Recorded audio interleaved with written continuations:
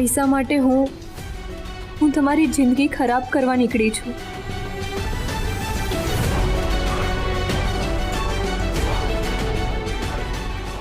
શું થયું?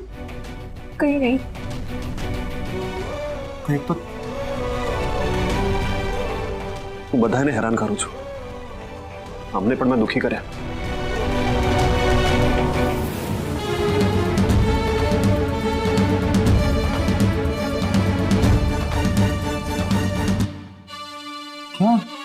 ક્યાં ગઈ છે? અરે અંદર જા, પાછી જા. મારાથી નહીં થાય સર, તમે સમજો. આ છોકરો બહુ સીધો છે ને આવી વ્યક્તિ સાથે શું કામ ખોટું કરવું? આની અંદરની શક્તિ સાવિત્રી ક્યાં જાગી?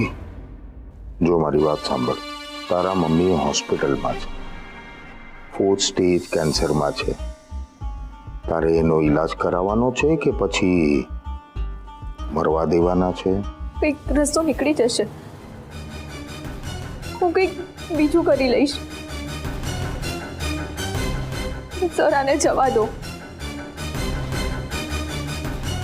એને જોવો તો ખરા, કેટલો રીબાઈ છે બિચારો. સર, પ્લીઝ એને જવા દો, પ્લીઝ. એને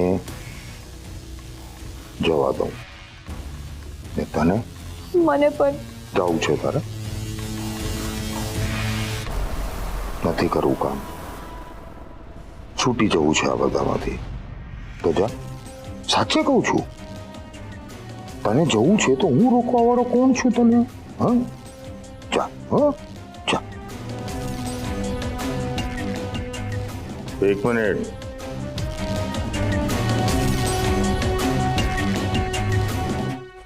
મારી પાસેથી જે એડવાન્સના પૈસા લીધા હતા તે મેં તને એડવાન્સ આપ્યા હતા ને, પાછા આપ. એ તો મમ્મીની ટ્રીટમેન્ટમાં વપરાઈ ગયા. એટલે પૈસા નથી? અત્યારે નથી, પણ હું આપી દઈશ, આઈ પ્રોમિસ. પણ મારી પાસે તારી માટે 2 ઓપ્શન છે. પૈસા ન હોય ને તો આમ જાઓ ને પૈસા ચૂકવી દે, તો હા, તો તારે નક્કી કરવાનું છે કે અંદર જે માણસ છે એનો વિશ્વાસ જીવતો રાખવો છે કે પછી તારી મમ્મીના શ્વાસ. ના, તું જ નક્કી કર. એક માણસનો વિશ્વાસને જીવતો રાખ અને કાં તો પછી તારી માને મારી નાખ. ના, હું મારી મમ્મીને કંઈ નહીં થવા દઉં. તો ઓપ્શન ઓપન છે, જા. હું તને વચન આપું છું, તારી માં અને યમરાજની વચ્ચે આમ પૈસાની ઢાલ બનાવી દઈશ. એ છોકરી, તને શું ખબર પૈસામાં શું તાકાત છે? આવા ખોટા ફિલિંગને કોઈ સ્થાન નથી. જા, જઈને મારું કામ કર. જાઓ પ્લીઝ.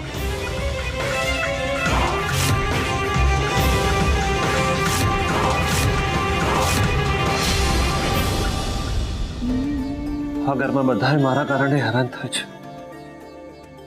શું કરું?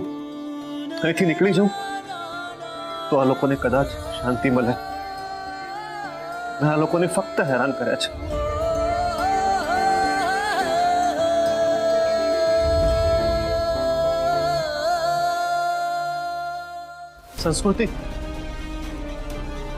સંસ્કૃતિ, મારી ભૂલ થઈ ગઈ, મને માફ કરી દો. નથી સમજાઈ રહ્યું મને કઈ, હું શું કરું શું ના કરું મને કઈ જ ખબર નથી પડી રહી. પણ તમને તો સમજાય છે, પ્લીઝ મને માફ કરી દો.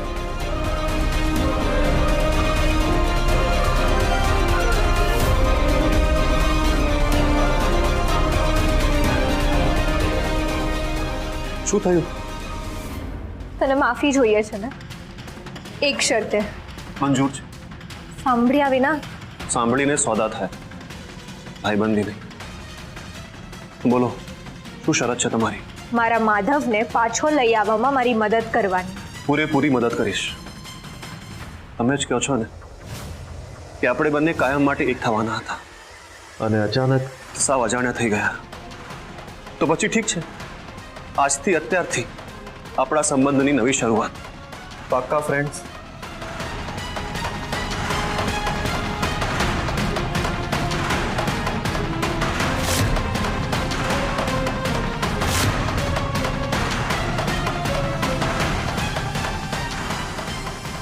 ફ્રેન્ડ બન્યા પછી આખો પ્લાન બગડી ગયો તો? મમ્મીની ટ્રીટમેન્ટ માટે પૈસા નહીં મળે તો? કાલે આપણે કેશવની પ્રાર્થના સભા રાખવાની છે.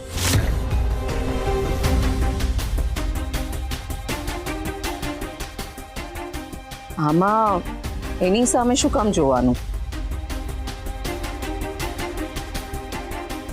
મારે શું કરવું ને શું નહીં કરવું એની જવાબદારી સંસ્કૃતિએ મને સોંપી છે. ને આમ પણ મારે માટે કેશવને મંગળ સરખા, એટલે કેશવની પ્રાર્થના સભા તો થવી જ જોઈએ. હા મમ્મી, હાથ જોડીને કેશવને છેલ્લી વાર યાદ કરવાની તક તો બધાને મળવી જોઈએ ને. ભાઈબા, તમે એકદમ સાચો નિર્ણય લીધો છે. એ પ્રાર્થના સભા પછી ઘરમાંથી શોક ઉતરી જાય અને સારા કામની શરૂઆત થાય. હા, જે છોડીને જાય ને એની યાદમાં બધાએ ભેગા થવું જ જોઈએ.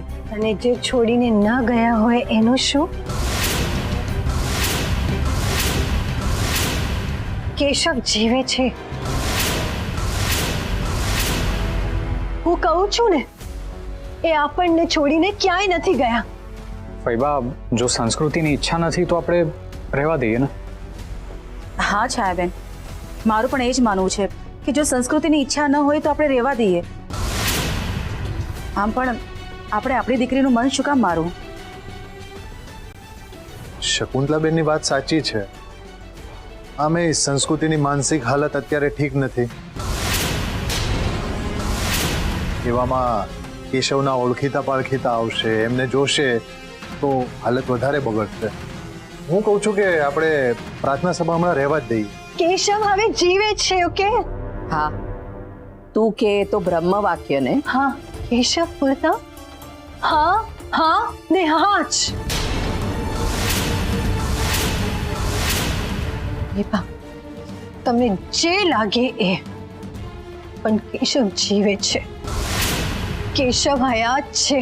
કેશવને કંઈ નથી થયું. તો પછી અગ્નિ સંસ્કાર કોના થયા? એ કોણ હતા મને નથી ખબર ફૈબા.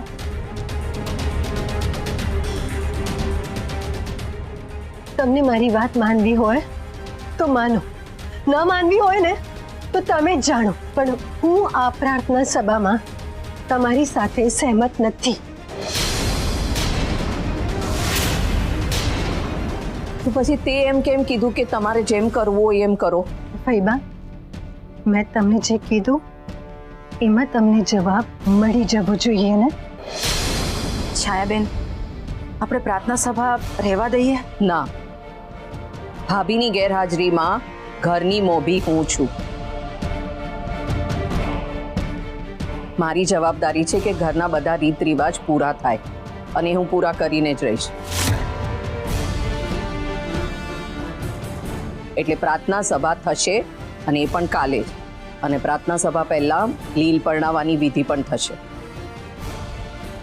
કોને બેસવું અને નહીં બેસવું એટલી બુદ્ધિ બધામાં છે.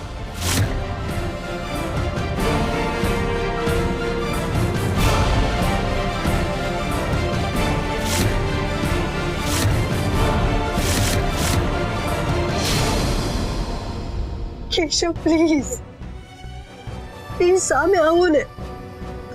સામે આવો ને કેશવ. મને ખબર છે તમે છો કેશવ.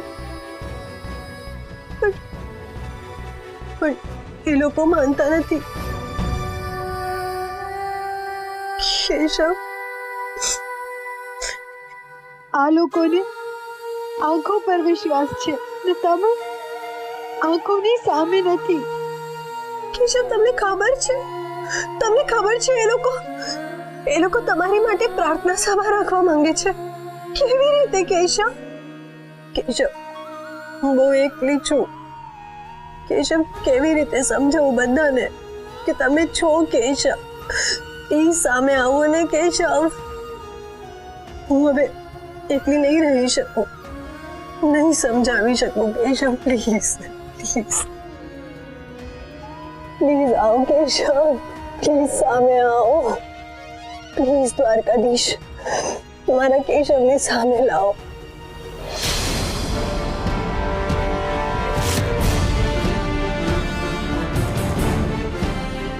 હું ક્યાંક પાછો પડું તો તમે સાથ દેજો. હું ક્યારેક થાકી જાઉં તો તમે હાથ દેજો હું મારી અંદર માધવને શોધીશ. ને હું એ માધવને પાછો ઊભો કરવામાં તમારો સાથ આપીશ. બસ તમે એ હાથ મૂકતા નહીં. ને હાથ ક્યાંય મુકાઈ જાય તો તમે હાથ પાછો પકડી લેજો.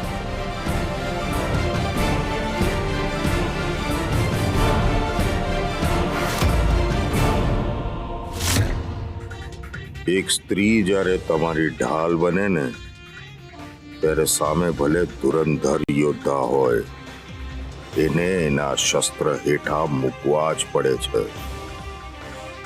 માધવ, હવે તું ફસાયો આ ભીમન્યુના કુંડાળામાં. પૈબાને કેમ સમજાવું? કેમ સમજાવું કે કેશવ જીવે છે? એ શું કામ પ્રાર્થના સભાની પાછળ પડ્યા છે? શું કરું?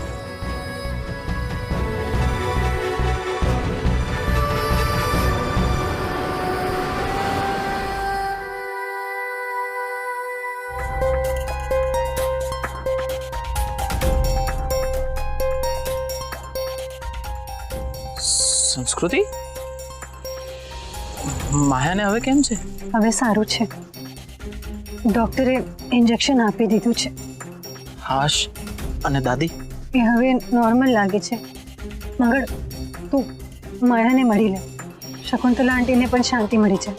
હા, બસ હવે મારે બધાની શાંતિની ચિંતા જ કરવાની છે. સંસ્કૃતિ, માધવ હાથમાંથી નીકળી ગયો.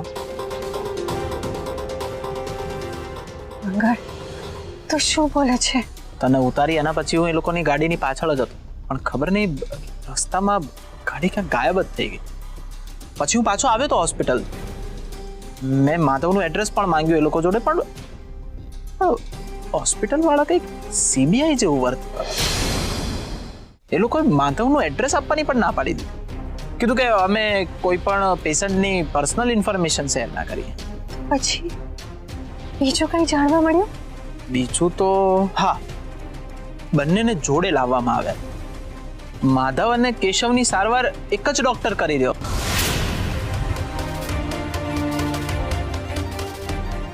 એટલે હોઈ શકે કે માધવની સારવાર કરવામાં કેશવની સારવાર લેટ થઈ હોય ને એમાં કેશવનું ડેથ. ના, કેશવ છે. કેશવ જીવે છે. કેટલી વાર કહું, તમે લોકો સમજતા કેમ નથી? મગર, હા, એવું જ થયું હશે.